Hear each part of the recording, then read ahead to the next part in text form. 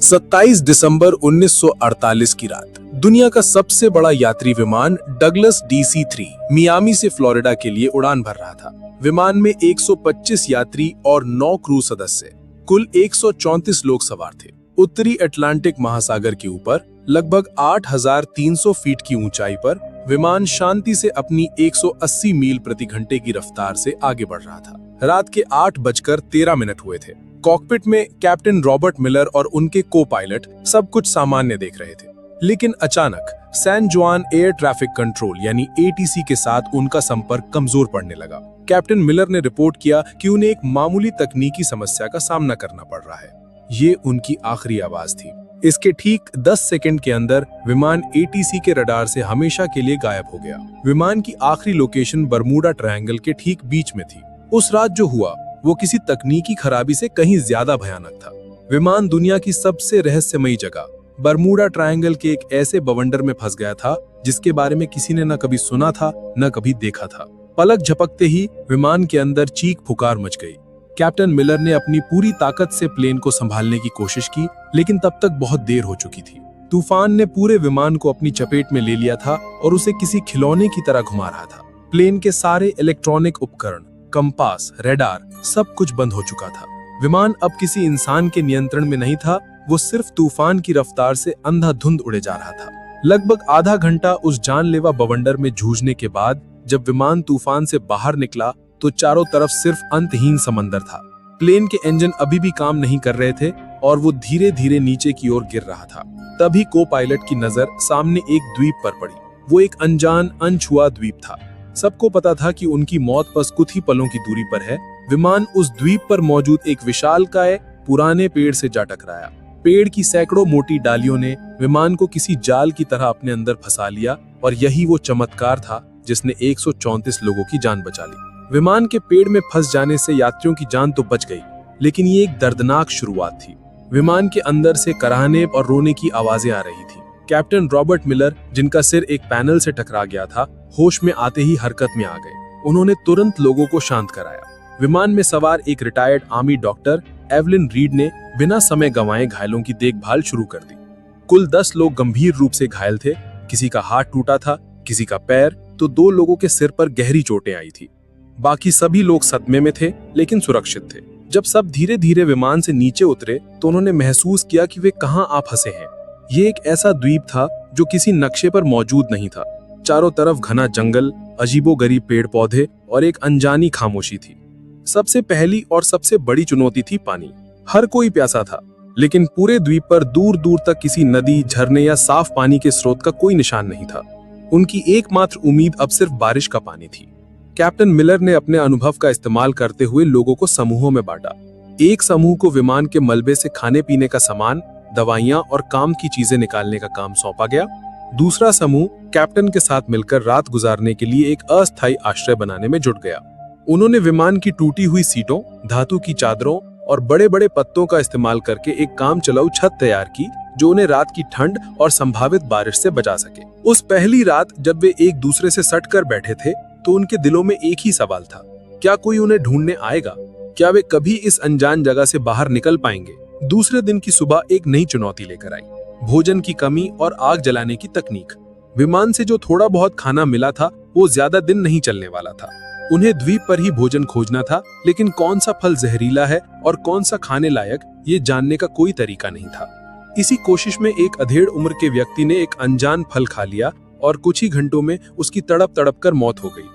ये द्वीप पर हुई पहली मौत थी जिसने सबको अंदर तक हिला के रख दिया। इस घटना के बाद लोगों में डर और सीमित भोजन को लेकर पहला संघर्ष शुरू हुआ, लेकिन कैप्टन मिलर और डॉक्टर एवलिन ने स्थिति को संभाला। उसी शाम एक किशोर लड़के ने, जिसे विज्ञान में रुचि थी, अपने चश्मे के लेंस का उपयोग करके सूरज की किरणों को सूखी पत्तियों पर केंद्रित किया। घंटों की मेहनत के बाद पत्तियों से धुएं की एक पतली लकीर उठी और फिर एक छोटी सी लौ जल उठी। आग। ये उनके लिए किसी जीत से कम नहीं थी। आग न केवल खाना पकाने के लिए जरूरी थी, बल्कि ये रात में जंगली जानवरों को भी दूर रख सकती थी। इसी बीच विमान में एक इंजीनियर आर्थर वैंस ने टूटे हुए रेडियो को ठीक करने की कोशिश की। कड़ी मशक्कत के बाद वो एक कमजोर सिग्नल भेजने में कामयाब रहा। उसने अपनी आखिरी लोकेशन और मदद का संदेश भेजा, लेकिन सामने से कोई जवाब नहीं आया। रेडियो की बैटरी खत्म हो चुकी थी और संपर्क का एकमात्र जरिया भी टूट चुका था। दिन बीतते गए। जब 10 दिन बाद भी बचाव का कोई संकेत नहीं मिला तो 4 लड़के और एक लड़की का सब्र जवाब दे गया। एक रात जब सब सो रहे थे, वे चुपके से विमान के मलबे से बनी एक छोटी सी नाव लेकर समुद्र में उतर गए। वे फिर कभी लौटकर नहीं आए। उनका क्या हुआ, वे कहां गए, ये एक रहस्य बनकर रह गया। उन 5 लोगों के जाने के बाद बचे हुए लोगों को एहसास हो गया कि उन्हें लंबे समय तक यहीं रहना पड़ेगा। कैप्टन मिलर ने सबको इकट्ठा किया और एक स्थायी व्यवस्था बनाने का प्रस्ताव रखा। काम का बंटवारा किया गया। एक टीम रोजाना भोजन और फल इकट्ठा करने के लिए जंगल में जाती, दूसरी टीम आश्रय को और मजबूत बनाने और उसकी मरम्मत करने का काम करती। डॉक्टर एवलिन और कुछ अन्य लोगों ने घायलों और बीमारों की देखभाल का जिम्मा संभाला। दूसरी ओर अमेरिकी सरकार ने विमान को खोजने के लिए इतिहास का सबसे बड़ा सर्च ऑपरेशन शुरू किया था। अटलांटिक महासागर के चप्पे चप्पे को छान मारा गया, लेकिन विमान का एक टुकड़ा भी नहीं मिला। 1 सप्ताह की लगातार खोज के बाद भी जब कोई सुराग नहीं मिला तो अभियान धीमा पड़ गया। इसी बीच द्वीप पर बचे हुए लोगों ने जीने की कला सीखनी शुरू कर दी थी। उन्होंने द्वीप के पत्थरों और विमान की धातु को घिस घिस कर चाकू और भाले जैसे औजार बनाए। सबसे बड़ी चुनौती द्वीप के जंगली सुअर थे, जो झुंड में रहते थे और रात में उनके शिविर पर हमला कर देते थे। विमान में एक शिकारी ट्रेनर भी था, जिसने लोगों को भाला चलाना और जाल बिछाना सिखाया। कई दिनों की योजना और अभ्यास के बाद उन्होंने अपने पहले जंगली सुअर का शिकार किया। ये एक भयानक और भावनात्मक क्षण था। शिकार के दौरान 2 लोग घायल हो गए, लेकिन जब वे उस शिकार को लेकर शिविर में लौटे तो ये सिर्फ भोजन नहीं था, ये उनकी एकता और दृढ़ संकल्प की जीत थी। उन्होंने द्वीप के किनारे टूटे हुए नारियल के तनों से रेत पर बड़े बड़े अक्षरों में हेल्प लिखा, इस उम्मीद में कि शायद कोई गुजरता हुआ जहाज या विमान इसे देख ले। दोस्तों, ये कहानी आपको कैसी लग रही है? उस दर्द और संघर्ष को महसूस कर पा रहे हैं? अगर हाँ, तो प्लीज 1 सेकंड निकालकर वीडियो को लाइक कर दीजिए और मेरे चैनल को सब्सक्राइब करना मत भूलना। आपका एक सब्सक्राइब मुझे ऐसी ही और सच्ची और रोंगटे खड़े कर देने वाली कहानियां आप तक लाने की हिम्मत देता है। और हाँ, कमेंट सेक्शन के बगल में एक नया हाइप बटन आया है। अगर कहानी सच में दिल को छू रही है तो उसे भी जरूर दबाइए। चलिए अब आगे बढ़ते हैं उस दर्दनाक सफर पर। 6 महीने बीत चुके थे। बाहरी दुनिया के लिए NC-16-002 विमान और उसमें सवार 134 लोग एक अनसुलझी पहेली बनकर रह गए थे। $45 मिलियन खर्च करने के बाद अमेरिकी सरकार ने आधिकारिक तौर पर सर्च ऑपरेशन बंद कर दिया और सभी को लापता घोषित कर दिया। उनके परिवार वालों को बता दिया गया कि अब उनके प्रियजनों के लौटने की कोई उम्मीद नहीं है। लेकिन यहाँ इस अनजान द्वीप पर एक नया समुदाय जन्म ले रहा था। जो लोग गंभीर रूप से घायल थे, वे डॉक्टर एवलिन की देखभाल में धीरे धीरे ठीक हो रहे थे और छोटे मोटे कामों में हाथ बटाने लगे थे। लेकिन इस दौरान बीमारी और निराशा के कारण कुछ और लोगों की मौत हो गई। बचने का कोई रास्ता न देखकर कई लोग मानसिक रूप से टूट गए थे और उन्होंने दम तोड़ दिया। अब द्वीप पर केवल 114 लोग बचे थे। उन्होंने अपने मृतकों को सम्मान के साथ दफनाना शुरू कर दिया और एक दूसरे का मानसिक सहारा बने। रात में जब सब आग के चारों ओर इकट्ठा होते तो वे अपने पुराने जीवन की कहानियां सुनाते, गाने गाते। लगभग 1.5 साल बाद द्वीप पर पहली बार किसी बच्चे की किलकारी गूंजी। एक युवा जोड़े के यहाँ एक स्वस्थ बेटे का जन्म हुआ। उस बच्चे का जन्म द्वीप पर मौजूद हर इंसान के लिए एक नई उम्मीद लेकर आया। 2 साल बीत गए। इस दौरान उन्होंने द्वीप पर जीना सीख लिया था। उन्होंने छोटी मोटी खेती शुरू कर दी थी और मछली पकड़ने के नए नए तरीके इजाद कर लिए थे। लेकिन सभ्य दुनिया में लौटने की इच्छा अभी भी उनके दिलों में चल रही थी। इंजीनियर आर्थर वेंस के नेतृत्व में सभी ने मिलकर एक बड़ी नाव बनाने का फैसला किया। ये उनका सबसे बड़ा और सबसे महत्वाकांक्षी प्रोजेक्ट था। महीनों की कड़ी मेहनत के बाद उन्होंने विमान के टुकड़ों, लकड़ी और बेलों का उपयोग करके एक बड़ी मजबूत नाव तैयार की। जिस दिन उन्होंने नाव को समुद्र में उतारा, वो किसी त्योहार से कम नहीं था। 25 सबसे मजबूत और अनुभवी लोगों को उस नाव पर सवार किया गया, इस वादे के साथ कि वे मदद लेकर वापस लौटेंगे। नाव द्वीप से कुछ मील दूर तक तो ठीक चली, लेकिन फिर मौसम ने अपना असली रूप दिखाया। अचानक आसमान में काले बादल घेर आए और एक भयानक तूफान ने उनकी नाव को घेर लिया। ऊंची ऊंची लहरों ने नाव को पलट दिया। उनमें से कुछ ही लोग तैरकर किसी तरह वापस द्वीप के किनारे पहुंच पाए, लेकिन उस हादसे में 16 लोगों की जान चली गई। ये द्वीप पर अब तक का सबसे बड़ा झटका था। पहले ही बीमारी और निराशा से 15 लोग मर चुके थे और अब इस हादसे ने 16 और जानें ले ली। कुल मिलाकर 31 लोगों की मौत हो चुकी थी और 5 पहले ही भाग गए थे। अब द्वीप पर केवल 98 लोग बचे थे। इस घटना ने उनके बचने के विश्वास को चकनाचूर कर दिया। कई लोगों ने मान लिया कि ये द्वीप ही उनकी कब्र बनेगा और यहाँ से निकलने की कोशिश करना मौत को दावत देना है। 5 साल गुजर चुके थे। जो बच्चे द्वीप पर पैदा हुए थे उनके लिए यही उनकी दुनिया थी। उन्होंने कभी कार, बिजली या शहर नहीं देखे थे। बड़े लोग उन्हें अपनी पुरानी दुनिया की कहानियां सुनाते जो उन बच्चों के लिए किसी परी कथा से कम नहीं थी। लेकिन समय के साथ समाज में दरारें पड़ने लगी। द्वीप के प्राकृतिक संसाधन जैसे कि एक खास किस्म के फलदार पेड़ और छोटे जानवर कम होने लगे थे। भोजन की कमी ने लोगों के बीच तनाव पैदा कर दिया। अब वे 2 गुटों में बंट गए थे। एक गुट जिसका नेतृत्व कैप्टन मिलर कर रहे थे, वे अभी भी मानता था कि उन्हें किसी भी कीमत पर यहां से निकलने की कोशिश करते रहना चाहिए। दूसरा गुट जिसका नेतृत्व एक हताश व्यक्ति कर रहा था, का मानना था कि यही उनकी नियति है और उन्हें बाहरी दुनिया को भूलकर इसी द्वीप पर बस जाना चाहिए, क्योंकि बाहर निकलने की हर कोशिश सिर्फ मौत लेकर आई थी। इसी बीच भोजन की तलाश में एक खोजी दल द्वीप के अंदरूनी हिस्से में गया, जहां उन्हें कुछ ऐसा मिला जिसने उनके रोंगटे खड़े कर दिए। उन्हें किसी प्राचीन टूटी फूटी सभ्यता के खंडहर मिले और उन्हें खंडहरों के पास एक गुफा के अंदर उन्हें एक इंसान का कंकाल मिला। कंकाल के पास धातु का एक छोटा जंग लगा टुकड़ा था जो किसी पुराने विमान का हिस्सा लग रहा था।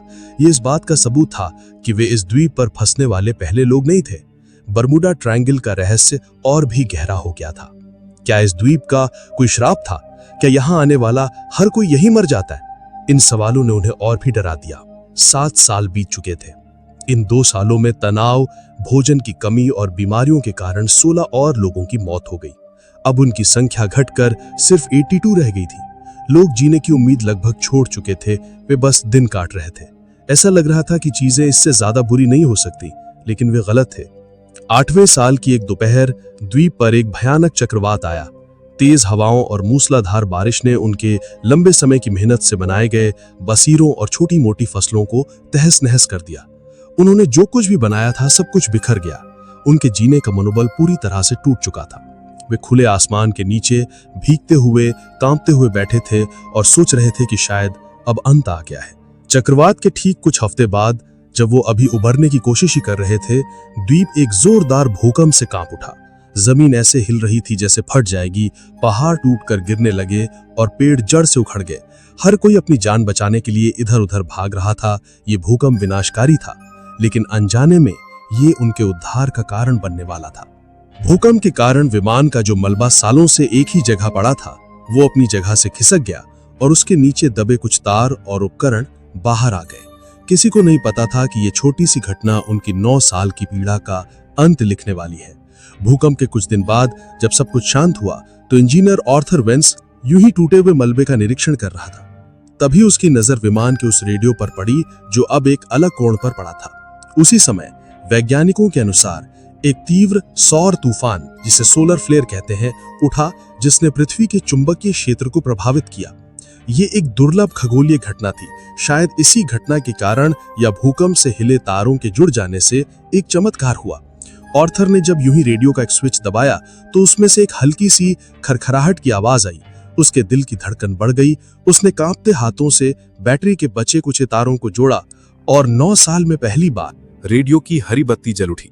उसने तुरंत माइक उठाया और एक कांपती हुई आवाज में कहा, मेडे मेडे मेडे, ये फ्लाइट NC-16002 है। क्या कोई सुन रहा है? हम जिंदा है। हम 9 साल से एक द्वीप पर फंसे हुए हैं। दूसरी तरफ मियामी के एयर ट्रैफिक कंट्रोल में एक ऑपरेटर ने जब ये संदेश सुना तो उसे अपने कानों पर विश्वास नहीं हुआ।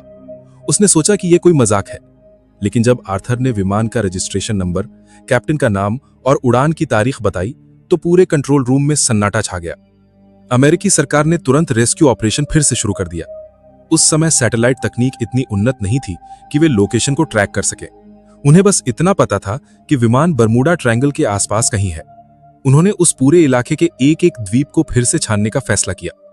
दूसरी ओर द्वीप पर मौजूद लोगों में आशा की एक नई किरण जाग उठी थी। वे दिन रात एक बड़ी आग जलाकर धुआं करते रहते ताकि बचाव दल उन्हें देख सके। 9 साल, पूरे 9 साल बीत चुके थे। एक सुबह जब द्वीप के बचे कुचे 82 लोग सोकर उठे तो उनमें से एक ने दूर क्षितिज पर एक छोटा सा धब्बा देखा। वो धब्बा धीरे धीरे बड़ा हो रहा था। वो एक जहाज था। वो एक अमेरिकी नौसेना का जहाज था जो उनकी तलाश में आया था। उस जहाज को देखते ही 9 साल का दबा हुआ दर्द, पीड़ा और इंतजार सब कुछ आंसुओं के सैलाब में बह निकला। लोग खुशी से चीख रहे थे, रो रहे थे, एक दूसरे को गले लगा रहे थे। वे रेत पर दौड़ते हुए चिल्ला रहे थे, हम बच गए, हम बच गए। जब बचाव दल द्वीप पर उतरा तो वे वहां का दृश्य देखकर सन्न रह गए। जिन्हें दुनिया 9 साल पहले मृत मान चुकी थी, वे आज उनके सामने खड़े थे, थके हुए, कमजोर लेकिन जिंदा। उनकी वापसी की कहानी ने पूरी दुनिया को हिलाकर रख दिया। ये मानव सहन शक्ति और जीवित रहने की इच्छा की एक अविश्वसनीय कहानी थी। जिन परिवारों ने अपने प्रियजनों के लौटने की उम्मीद छोड़ दी थी, वे आज उनसे मिल रहे थे। वो पल इतने भावुक थे कि उन्हें शब्दों में बयां नहीं किया जा सकता। अमेरिका में यह कहानी एक किंवदंती बन गई, जो आज भी लोगों के दिलों में बसी है। ठीक 1 साल बाद 1958 में प्रसिद्ध लेखक जेम्स बाल्डविन ने इन बचे हुए लोगों के अनुभवों पर आधारित एक किताब लिखी, जिसका नाम था lost in the echo, the 9-year survival of flight NC-16002। ये किताब अमेरिका की सबसे ज्यादा बिकने वाली किताबों में से एक बनी। ये सिर्फ एक कहानी नहीं थी, ये उन 82 आत्माओं की दर्दनाक दास्तां थी जिन्होंने 9 साल तक मौत को मात दी और हमें सिखाया कि उम्मीद की एक छोटी सी किरण भी सबसे घने अंधेरे को चीर सकती है।